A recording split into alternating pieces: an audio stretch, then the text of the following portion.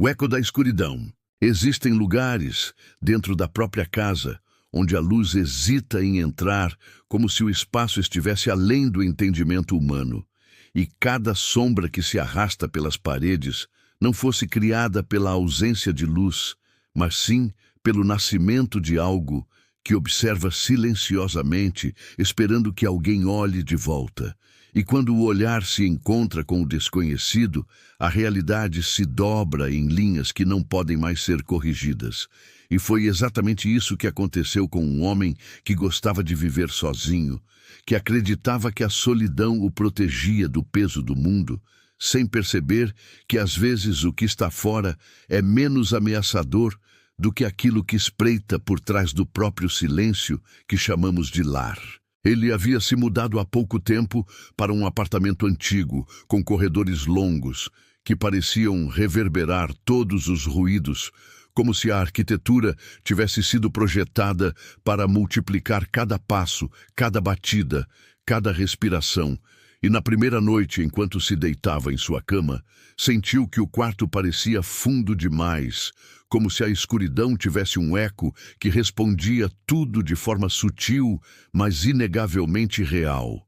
E quando ele murmurou um boa noite para si mesmo, a escuridão devolveu a frase, com uma voz muito lenta e arrastada, como se estivesse aprendendo a falar com as mesmas cordas vocais dele.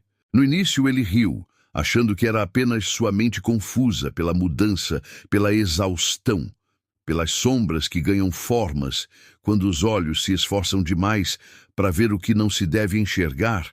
Porém, a cada madrugada, o eco da escuridão voltava cada vez mais nítido, cada vez mais íntimo, chamando seu nome com uma respiração que parecia deslizar pelo chão como algo que se arrastava sem pressa nenhuma, mas com total certeza de que estava se aproximando pouco a pouco. E ele passou a dormir com a televisão ligada, com luzes acesas, tentando calar aquela resposta viva que insistia em se manifestar, mesmo quando tudo deveria estar em silêncio. Mas a escuridão é paciente. Ela espera, não precisa correr, porque sabe que a madrugada sempre chega.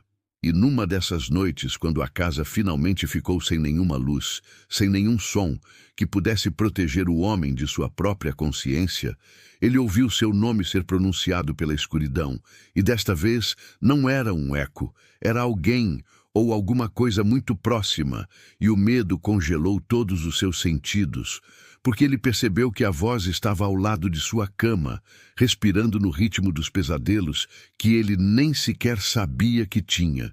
E quando ele puxou o cobertor para tentar se esconder, sentiu dedos gelados segurando o tecido como se a escuridão tivesse mãos e força para impedir sua fuga. Ele ficou imóvel como uma estátua quebrada à beira do colapso, ouvindo a escuridão falar com ele. Não como um reflexo, mas como um ser independente que dizia ter esperado muito tempo para ser percebido, dizendo que durante anos ele ignorou sinais pequenos, como sombras que nunca se moviam no ritmo da luz, objetos que mudavam de lugar quando ele saía do quarto e o frio que se aproximava do seu corpo sempre que ele fechava os olhos, sem jamais permitir que o repouso fosse completo. E que agora, finalmente, o véu havia sido levantado e nada poderia fechar os olhos do entendimento. Quando ele conseguiu reunir coragem para acender a luz, apertou o interruptor com a alma gritando de desespero, mas a lâmpada apenas piscou fraca, como se alguém a segurasse do outro lado e a impedisse de brilhar, e o eco da escuridão se transformou em passos lentos, vindo de diferentes cantos do quarto, como múltiplas presenças, caminhando para se unirem ao redor da cama. E ele não sabia se eram seus próprios passos refletidos de forma macabra, ou se a escuridão havia decidido tomar forma para que pudesse ser vista. E quando finalmente a lâmpada acendeu, o quarto estava completamente vazio, sem qualquer sinal do que havia falado, respirado, caminhado ao seu lado. E esse vazio era pior do que a presença, porque a dúvida cria raízes no medo e cresce como uma floresta impossível de podar. Nas noites seguintes, tudo ficou mais intenso. A escuridão não apenas repetia suas palavras, ela falava antes dele como quem conhece seus pensamentos, antes que se tornem som. A sombra se estendia pelas paredes como mãos enormes que se arrastavam tentando alcançar seu corpo. E cada objeto do quarto parecia observá-lo como se tivesse olhos invisíveis que nunca piscavam. E a cada madrugada ele se perguntava quanto tempo ainda conseguiria permanecer acordado, sem que o sono o traísse completamente, deixando o corpo vulnerável àquilo que o acompanhava há tanto tempo. E embora ele tentasse ignorar, embora tentasse fugir, embora tentasse dizer a si mesmo que era apenas cansaço, a verdade é que ninguém pode fugir daquilo que mora dentro da própria escuridão da casa, porque toda casa tem uma parte onde a luz não alcança. E é ali que o eco da escuridão cresce, observando, esperando, se alimentando do medo que nega sua existência. E agora, quando o homem caminha pelos corredores, sente que o chão vibra em resposta aos seus passos, como se houvesse algo abaixo do piso, seguindo cada movimento. E quando ele tenta dormir, a respiração ao lado dele é tão real, tão próxima, que o medo se torna um ritual que antecede o pesadelo que nunca termina. Ele ainda está lá vivendo com aquilo que aprendeu a chamá-lo pelo nome. E todas as noites ele faz de tudo para manter uma lanterna por perto.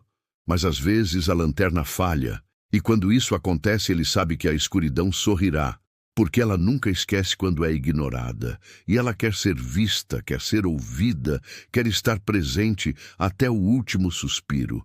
E talvez você que me ouve agora perceba que existe um lugar escuro na sua casa, um canto onde a luz não se mantém acesa por muito tempo.